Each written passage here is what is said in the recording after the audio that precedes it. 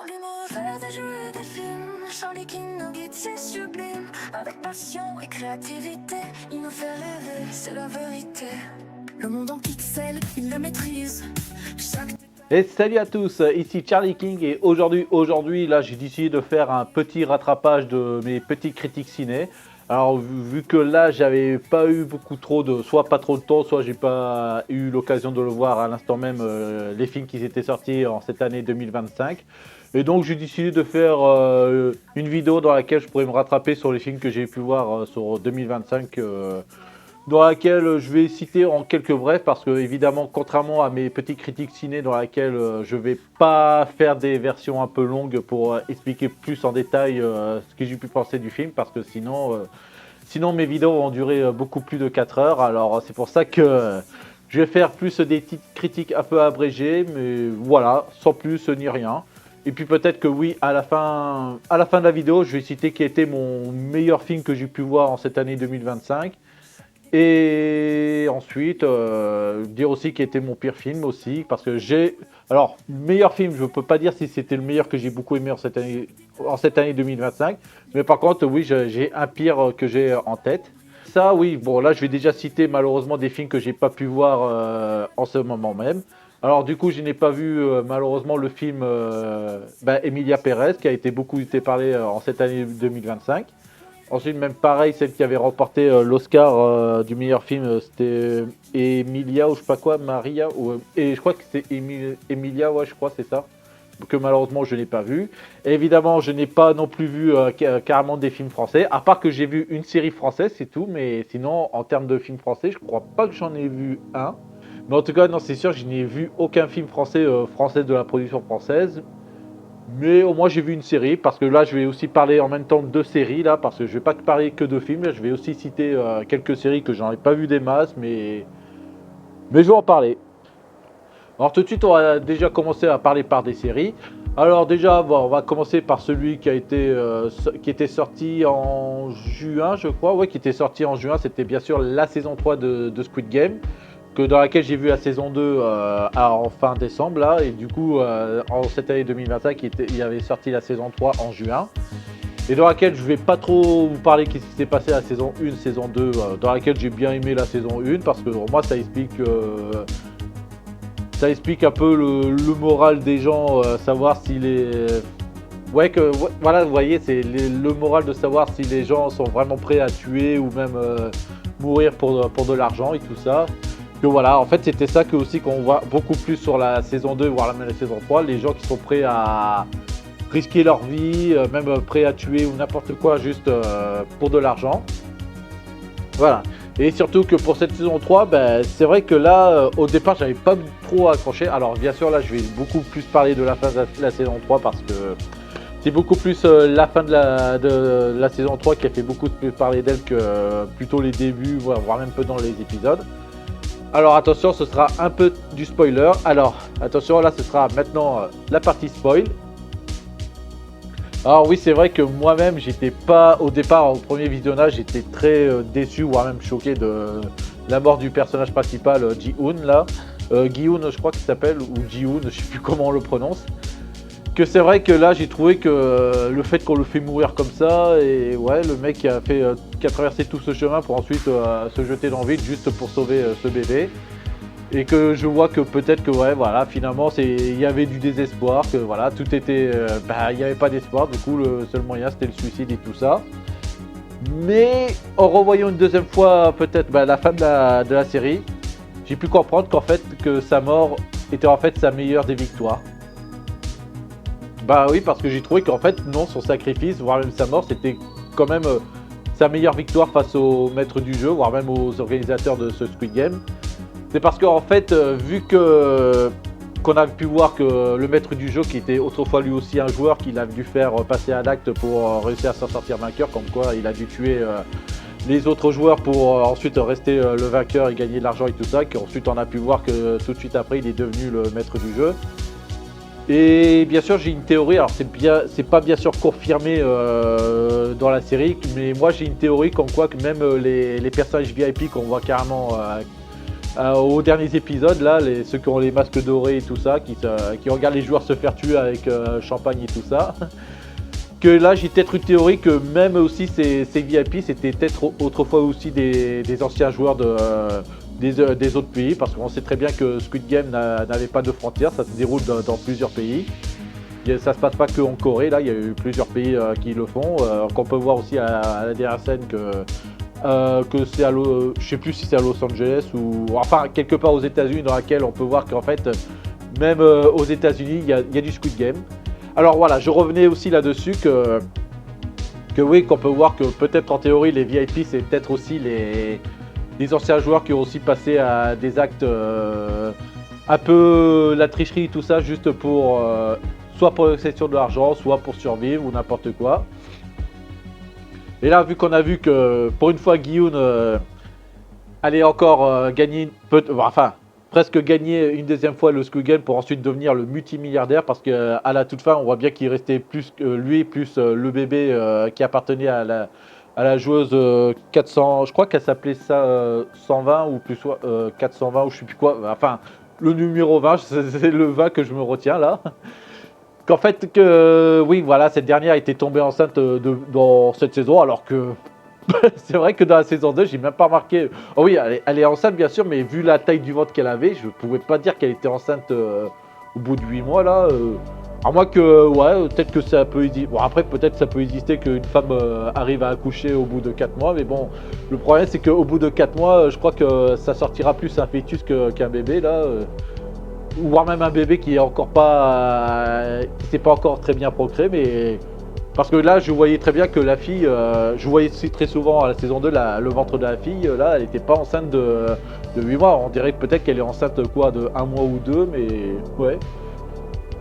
Qu'après ça il restait plus que lui et le bébé, et évidemment il aurait pu genre jeter le bébé et hop ça y est, empocher le pognon, il deviendra multimillionnaire, mais évidemment il s'est sacrifié. Et je pense que oui, sa mort était carrément sa plus belle des victoires, parce qu'il a montré le contraire de ce qu'aurait pu faire n'importe quel joueur, c'est-à-dire de tricher et tout ça pour arriver à ses fins. Et oui. Et ben non, parce qu'il a trouvé que, ben oui, parce que vu qu'on sait que ceux qui organisent les Squid Games, ce sont des gens qui croient que vraiment, voilà, les gens ces gens n'ont pas du tout d'humanité, voilà, ils sont tous obsédés par l'argent plutôt que par la vie en lui-même, là. Qu'on a pu voir aussi à la fin de la saison 1 où il y avait le vieil homme qui avait joué en tant que joueur numéro 1 qui s'appelait Ho Ri-han, là, je me rappelle de son nom, là, dans laquelle, bien sûr, qu'à la fin on a découvert qu'il est toujours vivant, enfin presque mourant dans son lit d'hôpital, et dans laquelle il a lancé à Paris avec Ji-hoon, dans laquelle on voyait un SDF carrément dehors qui est en train de mourir de froid, et en se disant s'il y a quelqu'un qui va vraiment venir l'aider, ou voire même qu'il y aura personne, les gens vont juste passer son chemin, parce que qu'est-ce qu'ils en ont à foutre d'un SDF là, parce que pour eux un SDF c'est pas humain et tout ça, et voilà. Sauf que bien sûr on a pu voir qu'à la fin non, quelqu'un a pu réussir à venir en aide à ce SDF, mais sauf que le problème c'est que au moment où vous voyez qu'il se fait aider, malheureusement le vieil homme meurt tout de suite, et bien sûr personne ne saura, même les organisateurs de ce jeu ne saura pas qu'il reste encore de l'humanité dans ce monde. Et du coup il a fallu que ce soit Ji-hoon qui montre en fait qu'il restait de l'humanité, voilà, son sacrifice montre en fait qu'il reste encore de l'humanité dans ce monde, parce que si jamais il gagnait, en fait il aurait gagné de l'argent, mais malheureusement il aurait perdu toute son humanité, et en fait il aurait fini comme tous les autres là, tous les anciens joueurs, ça veut dire un mec qui va devenir soit maître du jeu, soit un mec VIP, ou même un mec avidé par l'argent. Que montrer qu'en fait non, il reste de l'humanité envers ces gens, et c'est comme ça que même aussi au plan dans lequel tu avais le maître du jeu qui était redescendu pour voir carrément la dépouille de Ji-hoon, et dans laquelle ce dernier qui enlève son masque, parce qu'on sait que le masque représentait aussi un symbole déshumanisé ou je sais pas quoi de la personne, et quand il enlève le masque là, c'est un peu comme si il retrouvait plus ou moins une humanité sur lui là. En bref, je vais vous dire à mon avis, c'est que j'étais un peu déçu au premier visionnage de la saison 3 de Squid Game, mais au deuxième visionnage, j'ai trouvé qu'en fait, j'ai trouvé que la mort de Ji-hoon c'est vrai que tout le monde était un peu déçu, mais j'ai trouvé qu'en fait son sacrifice avait du sens. Et que son sacrifice, pour moi, ça a été sa plus belle des victoires du Squid Game, et surtout sa plus belle victoire en tant qu'humain et tout ça. Voilà. Bon, ben, j'espère qu'on a tout bien compris ce que je viens de dire. Hein. Ensuite, la série suivante dans laquelle, cette fois-ci, c'est bien la série française dans laquelle je vous ai cité tout à l'heure. Alors, la série française que je vais vous citer, c'est bien sûr la saison 2 de Culte. Alors, Culte, pour moi, je ne savais même pas que, en fait, Culte avait... que c'était la saison 2, parce que je ne savais même pas qu'il y avait une saison 1, que je n'ai même pas regardé. Qu'en fait, que Culte retrace, en fait, biographiquement quelque chose, comme par exemple, la saison 1, ça raconte un peu les coulisses de Love Story, là, qui était la première télé-réalité française. Et là, cette fois-ci, la saison 2, ça va parler du célèbre trio des Boss Bones, les To Be Free, dans laquelle on retrace un peu le parcours de Franck, Adèle et Philippe, qui sont trois jeunes qui viennent d'à côté de Paris, je ne me rappelle plus d'où est-ce qu'ils habitent, et dans laquelle, bien sûr, ils sont passionnés par la musique, la danse, tout ça, et bien sûr, ils veulent essayer de se former pour former voilà, pour se lancer dans la musique. Et voilà, bon bah après je vais pas tout citer qu'est-ce que c'est toute cette histoire des To Be Free, parce que de toute façon les gens qui sont un peu comme moi, qui ont vécu un peu dans les années 90, savent déjà qu'est-ce que c'est les To Be Free. Et bien sûr cette série peut montrer enfin je vais pas dire peut-être à 100% qu'est-ce que c'était vraiment à la base les To Be Free, parce que je trouve qu'il y a quelque chose qui sont un peu incohérents et tout ça. Mais là je vais peut-être le dire après, là tout de suite, je vais le dire aussi tout de suite. C'est que en fait c'est qu'en fait je sais pas si franchement ça s'est raconté là-dessus, comme quoi d'un coup ça bagarre, d'un coup on se remet ensemble, voilà. C'est un peu dur hein, là-dessus. Et après je trouve que la chose que j'ai trouvé un petit peu incohérent, c'est peut-être les espèces d'anachronismes que j'ai dû trouver là. C'est que surtout au niveau du langage, je trouvais que le langage dans les paroles, voire même les langages dans cette série, est un peu anachronisme pour son époque. Parce que moi j'ai trouvé que, vu que ça se passe en 1996, carrément les débuts de To Be Free, mais là j'ai l'impression que les mecs ils parlent comme s'ils étaient en 2025 là. Alors que en fait vous allez voir genre je sais pas des reportages sur les jeunes, allez voir sur je sais pas sur YouTube sur un reportage Ina ou n'importe quoi. Et là regardez peut-être les jeunes des années 90, vous voyez bien qu'ils ne parlent pas carrément comme aujourd'hui. Hein. Là ils avaient vraiment un langage différent. Et là c'est ce que j'ai l'impression que en fait les personnages dans cette série ils parlent comme s'ils étaient en 2025 là. Et ouais. Et après, l'autre anachronisme que j'ai aussi trouvé, c'était par exemple au terme de musique, là, parce que je me rappelais qu'au premier épisode, là, il y avait dans laquelle tu avais le trio qui était carrément dans une boîte de nuit, là. Et là, je sais pas si c'est vraiment une musique qui sort de la boîte de nuit, ou bien que c'est sorti comme ça dans le montage ou tout ça. Mais en fait, dans la boîte de nuit, ils se mettent à danser sur du Anastasia. C'était Anastasia, je me rappelle plus le titre, c'était One My Love ou tout ça. Enfin, voilà le titre de la chanson. Excusez-moi si je connais pas très bien le titre. Enfin, la musique culte de Anastasia. Et là encore, c'est du anachronisme parce qu'il faut pas oublier qu'on est en 96, alors que la chanson de Anastasia, c'était sorti en 1999. Hein. Et surtout que la chanson d'Anastasia, c'était beaucoup plus une chanson des années 2000 que années 90. Hein. Alors voilà, il y a encore une anachroniste là-dessus. Hein. Et après, en termes des acteurs, ça va, je trouve qu'ils jouaient assez trop bien. Mais le problème, c'est qu'il y a des fois, j'étais un peu perdu de savoir qui était Franck et Philippe. Parce que le problème, c'est que déjà au premier visionnage, j'ai pas su qui c'était en fait Franck et Philippe. Parce que le problème, c'est que ils se ressemblaient presque beaucoup là. Enfin, pas beaucoup entre guillemets, parce que je sais que par exemple, celui qui joue Franck, on dirait qu'il a les yeux plus gros que celui de Philippe, mais le problème c'est que c'est peut-être en termes de coupe de cheveux, parce que on dirait qu'ils ont presque la coupe de cheveux, alors qu'en réalité, les vrais To Be Free, eux, ils avaient une coupe de cheveux différente. T'avais Philippe qui avait les cheveux courts assez noirs, et tandis que Franck, lui, il avait plus les cheveux assez relevés en l'air là. Voilà, alors que tandis que dans la série, ils avaient pratiquement la même coupe de cheveux. Alors c'est pour ça que des fois, j'arrivais souvent à les confondre ces deux-là. Mais sinon, ouais, j'ai trouvé qu'ils jouaient déjà assez bien, les acteurs, c'est déjà bien. Et surtout en termes de, surtout avec celle qui joue la manageuse, qui est jouée par Daphne Burkin là, et qui à la base, je savais même pas si elle était comédienne, parce que elle, je la connaissais beaucoup plus en tant qu'animatrice télé que comédienne. Alors je sais même pas si elle avait été comédienne avant, mais au moins on la découvre dans cette série. Mais franchement ça va, elle joue déjà assez bien. Et après ouais, j'ai aussi remarqué ce caméo, enfin c'est pas vraiment un caméo puisque il a vraiment un rôle là-dessus, c'est que c'est bien sûr le patron de Frank là-dessus qui est aussi à la fois entraîneur de boxe dans la série. Que bien sûr celui qui joue le patron de Frank, ben, en fait il est joué par le véritable Frank de TV Free. Et ouais. Et encore je croyais que c'était vraiment un caméo, mais non en fait on le voit un peu plusieurs fois dans la série, il a vraiment un rôle là-dessus. Ouais. Et franchement cette série, en bref, elle est pas mal, surtout à la toute dernière scène de la série là, bah là c'est pour à la toute dernière scène de la série, c'est juste de nous montrer en fait les vrais Frank et Adèle là qui sont en train de parler de filles qui malheureusement étaient décédées depuis il y a déjà 15 ans à ce moment même là, en 2009. Et dans laquelle voilà, ils nous parlent un peu de Philippe, là ils sont en train de discuter côte à côte, enfin on voit que quand ils discutent ils sont plus chacun pour eux en gros plan. Et lorsqu'on les met en plan ensemble, ils sont juste en fait côte à côte, enfin presque côte à côte, mais sauf qu'il y a une chaise, entre deux il y a une chaise qui est carrément au milieu.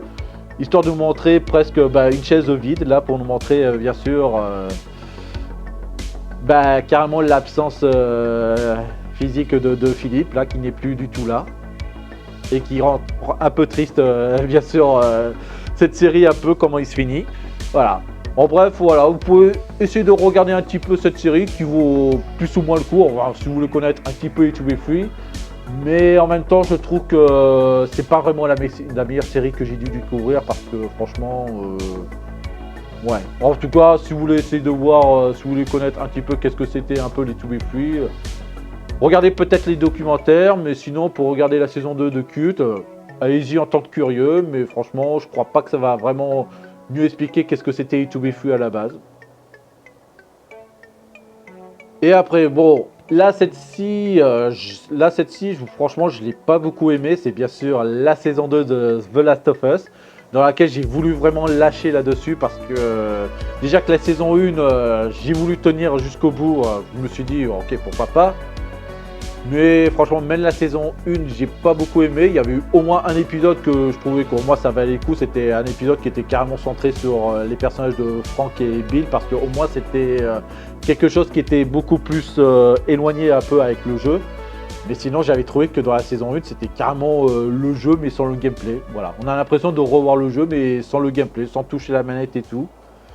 Et voilà, et malheureusement j'avais espéré qu'il fasse quelques changements sur la saison 2, de je sais pas, de voir genre je sais pas, que peut-être que Joel va être survécu, qu'il va pas se faire tuer par Abby, ou alors qu'il va mourir mais d'une façon un peu en termes de sacrifice ou je sais pas quoi, voilà, qui voudrait se réparer de ses erreurs en se sacrifiant pour quelque chose.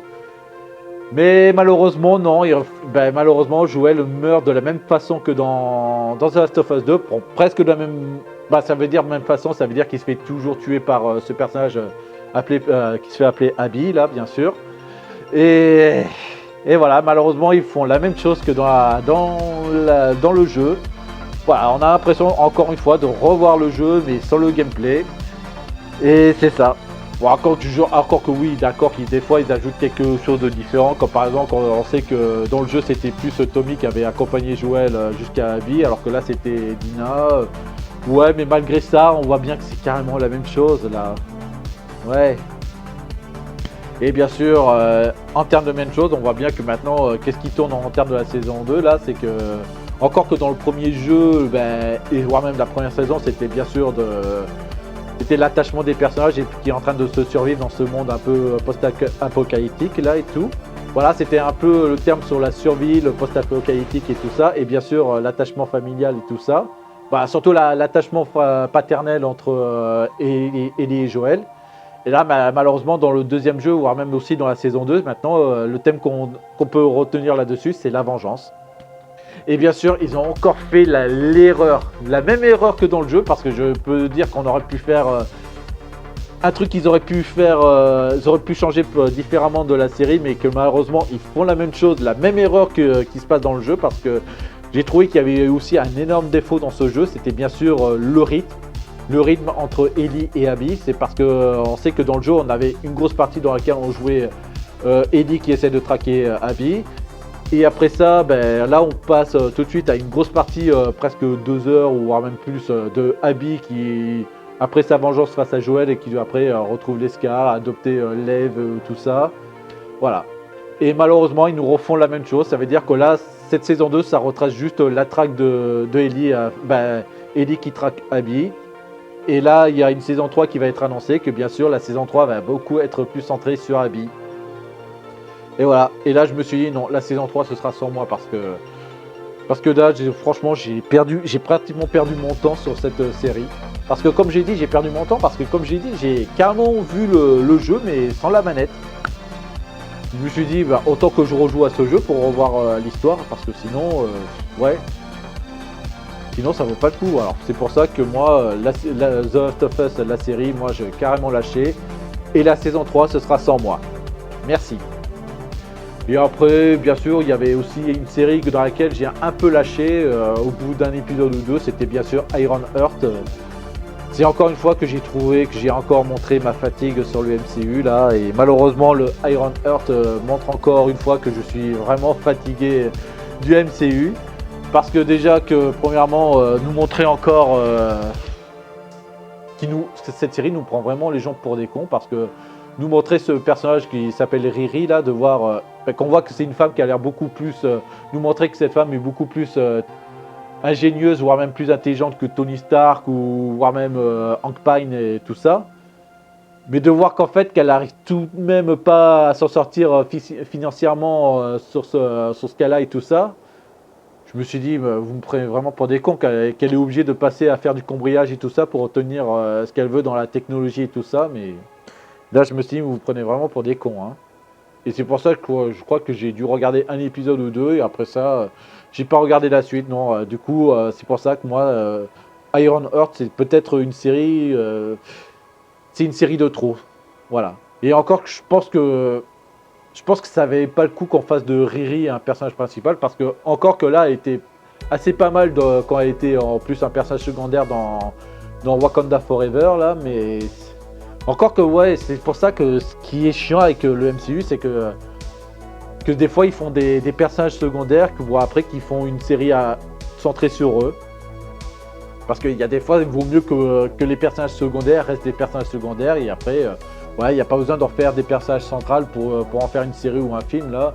Dans laquelle ils ont même fait aussi la même chose avec Echo là, ils ont même fait Echo qui était bien sûr un personnage secondaire dans la série Hawkeye, et dans laquelle cette fois-ci ils ont voulu faire une série sur elle, et qu'aujourd'hui tout le monde a oublié.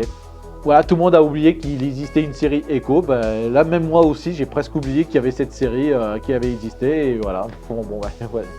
Du coup non, Iron Heart c'est pour moi peut-être le pire film que j'ai dû... Pire série que j'ai dû voir. Bon bah voilà, je crois que c'est presque tout ce que j'ai à dire en termes de série. Je me rappelle plus ce que j'ai dû en voir d'autres. Voilà, alors après bien sûr je peux parler de Miraculous là, bah, sinon, bon si vous voulez je vais parler de Miraculous, allez. Bien, pour terminer, je vais parler au moins d'une série animation pour terminer. Et bien sûr, celle que je vais le plus parler, c'est bien sûr de la saison 6 de Miraculous. Alors pour ceux qui ne savent pas, j'avais déjà fait des vidéos, enfin des streams réac sur les quelques premiers épisodes de la série que vous pouvez revoir en rediffusion sur ma chaîne Twitch. Alors pas sur YouTube parce qu'évidemment YouTube c'est pas la peine d'insister que je puisse diffuser ça sur YouTube, parce que malheureusement YouTube va me faire crack. Voilà, donc si vous voulez voir mes réacs sur les premiers épisodes de Miraculous, vous pouvez voir sur ma chaîne Twitch. Et voilà. Alors du coup, qu'est-ce que je peux penser en fait de la moitié de la saison, parce que vu que là la saison n'est pas encore terminée, là on a juste tapé la moitié et puis voilà.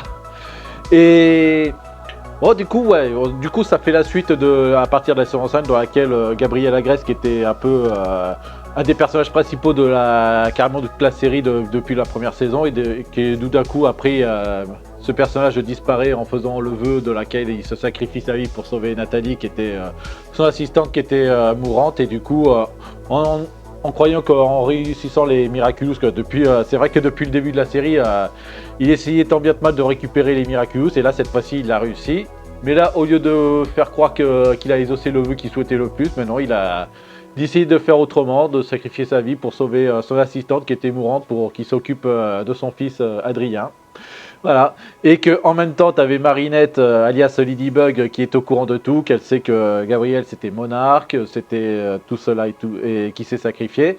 Et que évidemment, en elle, elle va garder tout le secret, comme quoi elle va aussi mentir, comme quoi c'est Gabriel qui a sauvé Paris de monarque et compagnie. Et entre-temps, tu auras aussi Adrien qui doit aussi à la fois faire son deuil et le deuil et aussi de la perte de son père qui était quasiment absent de sa vie. Et surtout qu'aussi que, oui, c'est vrai que la saison 6 de Miraculous, c'est vachement la saison qui change tout. Hein. Alors comme vous pouvez bien voir qu'aussi que l'animation avait beaucoup changé, qu'on voit que c'est plus du tout la même animation. Même les personnages, ils ont changé de fringue là. Et enfin, changé de fringue, sauf Adrien, mais là, je vais y revenir avec. Et bien sûr, oui, j'avais entendu dire que dans l'anecdote que oui, s'ils ont changé d'animation, c'est parce que l'équipe de studio avait dit que qu'ils ont plus du tout que le logiciel qui se servait pour faire les animations des précédentes saisons, ils l'ont plus. Là, c'est plus en mise à jour et tout ça. Donc du coup, ils ne pouvaient pas poursuivre là-dessus. Alors c'est sûr qu'ils avaient fait un choix, c'est soit ils arrêtaient la série, soit ils poursuivaient, mais en faisant une nouvelle, en utilisant un nouveau logiciel d'animation. Ouais.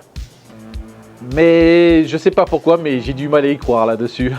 Ouais, moi aussi j'ai du mal à y croire. Bon, de toute façon, ça me dérange pas trop cette nouvelle animation. De toute façon, on vient que des fois, des choses s'évoluent et du coup, cette saison, ça évolue un petit peu. Et je dis bien un petit peu parce qu'il y a quand même quelques points que franchement je disais que ça commence un peu à régresser par rapport à toute la série. Voilà. Après oui, je revenais aussi aux fringues de tous les persos. Là, on a pu voir que voilà, Marinette a changé de vêtements, et tous les autres personnages aussi, même aussi en costume de super-héros, tout le monde a changé. Sauf Adrien, on a pu voir que malgré qu'il a changé de basket, c'est tout, il y a juste les chaussures qu'il a dû changer. Mais sinon, le reste de les fringues sont carrément identiques à ce qu'il portait dans les précédentes saisons. C'est toujours sa chemise blanche avec son jean et tout. Donc je pense qu'il y a un petit message pour dire qu'en fait, si lui, il n'a pas beaucoup changé s'il n'a pas changé tellement de vêtements contrairement aux autres, c'est parce que c'est à cause de peut-être la perte de son père, aussi le deuil et tout ça. Et je sais que quand les gens ils sont endeuillés, ils ont un peu du mal à avancer un petit peu dans la vie et tout ça. Et donc c'est aussi un peu le symbole comme quoi que s'il n'a pas changé de vêtements, c'est qu'il a un peu du mal à avancer dans la vie à cause du deuil. Alors sauf évidemment quand il est en chat noir. Bien sûr, quand il est en chat noir, son costume est complètement changé parce que je pense qu'à mon avis, pourquoi? C'est parce que je trouve que son activité de chat noir, en tant que chat noir, je crois que c'est la chose qui le motive et à essayer d'avancer le plus dans sa vie parce que, en plus, c'est ce qu'il a dit dans le premier épisode, la chose qui le passionne et qui le motive, c'est carrément être chat noir. Parce que je pense que sa vie civile, genre la relation avec ses potes et tout ça, ok, il le fait comme ça à sa guise et surtout par amour avec Marinette, mais je crois qu'au fond de lui, ouais, il ne souhaite pas trop avancer, on dirait, voilà. Et non, je trouve que la seule chose qui le motive encore à s'avancer, c'est juste être chat noir et voilà, et que ça se voyait avec le changement de son costume. Ouais. Et du coup, voilà, ce que je voulais parler aussi avec le reste de la série, c'est que est-ce que je peux trouver qu'il est aussi bon là pour la moitié qu'il est? Moi, je vais dire, ouais, alors moi, l'action est toujours là et tout, mais il y a des moments, ça traîne un peu en longueur et surtout qu'aussi que ça traîne. Encore, je veux bien que ce soit une série, qu'il faut bien rusher avec ce qui se passe autour et surtout de raconter un peu ce qui se passe avec les autres personnages secondaires, que ce soit avec genre Ivan, Nathaniel, Marc, Alia. Lucas et compagnie, voilà, ou même Zoé et Sabrina, ça c'est sûr qu'on a fait aussi des épisodes centrés sur eux. Là c'est ça aussi que je trouve un peu le souci, c'est qu'il y a quelques épisodes dans lesquels c'est beaucoup trop centré sur les personnages secondaires. Et là franchement il y a des fois que moi, enfin je vais dire moi personnellement j'en ai un peu rien à foutre. Moi ce qui m'intéresse c'est voir comment se sont les protagonistes principaux, pardon. Savoir comment est avec le deuil d'Adrien et le secret de Marinette et voilà. Sinon les personnages secondaires, franchement je m'en fous un petit peu là. Genre la romance de Marc et Nathaniel, je trouve ça bien, mais d'un autre côté je m'en fous. Je m'en fous, je suis désolé. Et pareil pour Kim et Ondine, Sabrina qui rejoint le groupe d'amis, tout ça. Ouais, après je trouve ça bien que ça évolue avec les autres personnages secondaires, mais Mais voilà, c'est pour ça, faut bien rusher, mais le problème c'est que on veut vraiment s'intéresser à ce qui avance le plus là, c'est-à-dire avec les personnages principaux là. Et ouais, c'est ça que je trouve assez malheureux, hein. Et surtout qu'aussi que c'est ça qui je trouve un peu chiant dans cette saison, c'est qu'il y a beaucoup trop de porteurs miraculous. Je crois qu'ils sont 16 là. Non, je crois à peu près une quinzaine, voilà. Le problème c'est qu'ils sont une quinzaine à protéger Paris là. Maintenant, on se dit mais comment veux-tu qu'il y ait qu'il y a autant de menaces là, encore une fois, alors que maintenant ils sont 15 à protéger Paris là, il y a 15 super-héros à protéger Paris, hein. Et comment veux-tu qu'il y a encore une menace qui est encore en train d'envahir quelque chose sur Paris là? Ouais, je sais pas, reste à savoir.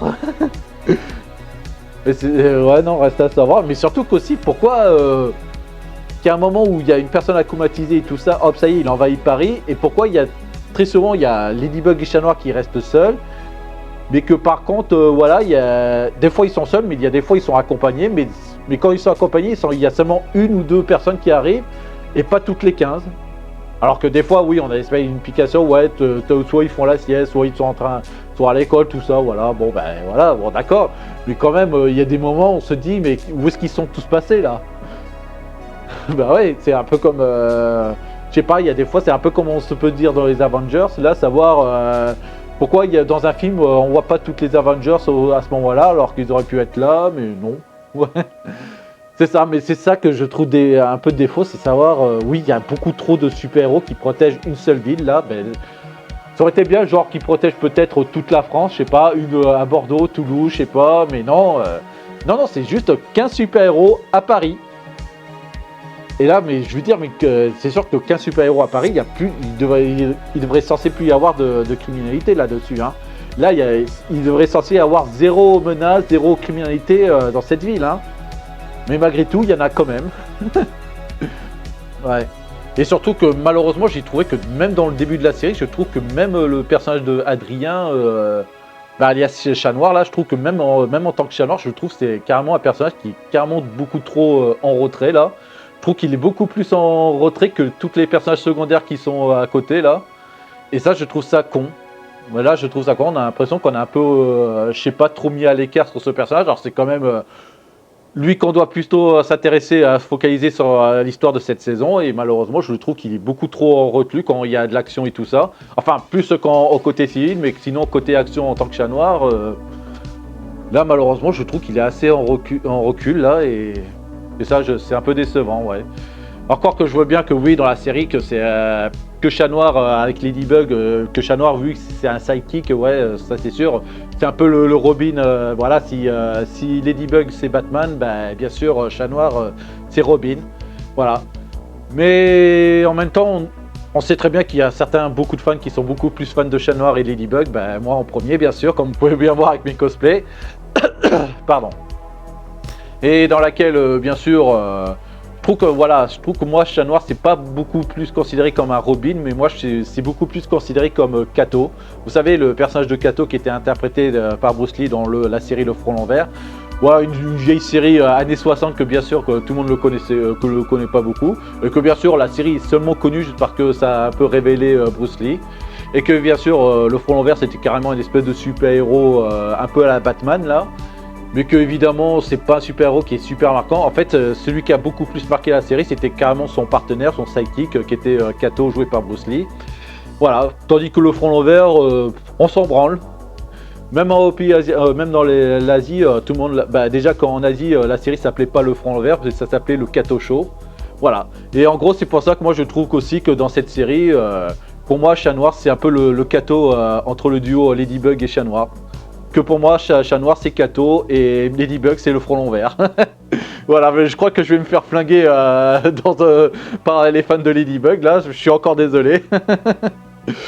Ouais. Après, qu'est-ce que je voulais dire d'autre? Je crois qu'il y avait des choses que je voulais aussi dire autre chose. Non, à part ça, ouais, je trouve que, oui, pour l'instant, le début de la saison, c'est intéressant et tout. Et après, oui, j'ai trouvé ça pas mal, les cliffhangers qui nous laissent un peu à la fin pour voir qu'en fait... qu'on sait que ouais, qu'il y a eu peut-être Lila qui a récupéré le Miraculous du papillon qui était appartenu à Gabriel.